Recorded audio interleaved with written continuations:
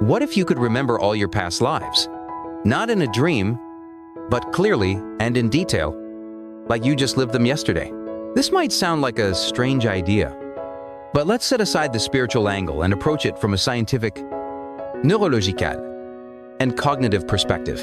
In the human brain, memories aren't stored like videos. Instead, they're complex activation patterns of neural networks, known as engrams, but engrams are fragile.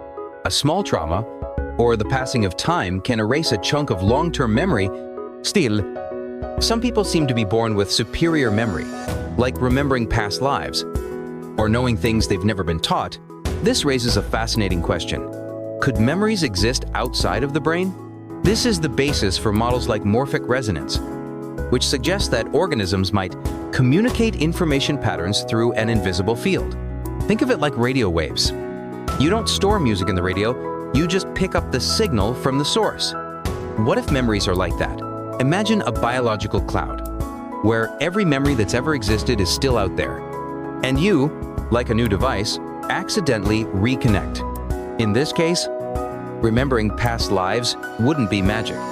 It would be like accessing old data, like recovering a file from a broken hard drive. This concept could explain some odd phenomena. Children remembering past lives, child prodigies, or people with special abilities without formal training. For example, a 3-year-old child drawing surrealistic art, or a person with a head injury suddenly speaking fluent Latin. But if this is true, how would the world change? Education would no longer be about transmitting knowledge. It would be more about activating memory. Schools would be places to boost cognition instead of teaching everything from scratch. Neuroscience would shift focus from creating new memories to accessing and selecting existing ones.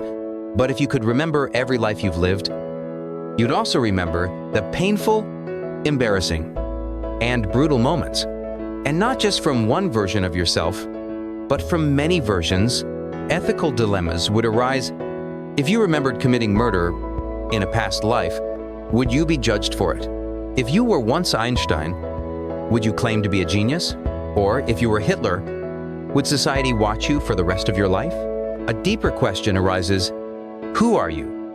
If your memories come from multiple lives, where is your true self? Philosophers call this the problem of continuous self. Self is not a fixed point, but a process. Your identity isn't static. It's an ongoing flow between different states. Imagine another version of you in a parallel universe, living the life you once lived, and at the same time, you're cross-accessing that memory. What about artificial intelligence? If AI could upload human memories, would it have a past life? And if it did, would it still be considered AI?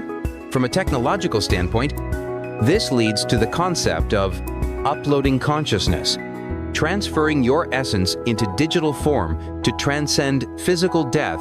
If that works, humans could potentially reincarnate without a biological body, a soft immortality, living through memories, not through DNA. But what would remain if you lost all the original emotions? Would memories without emotions still make you human?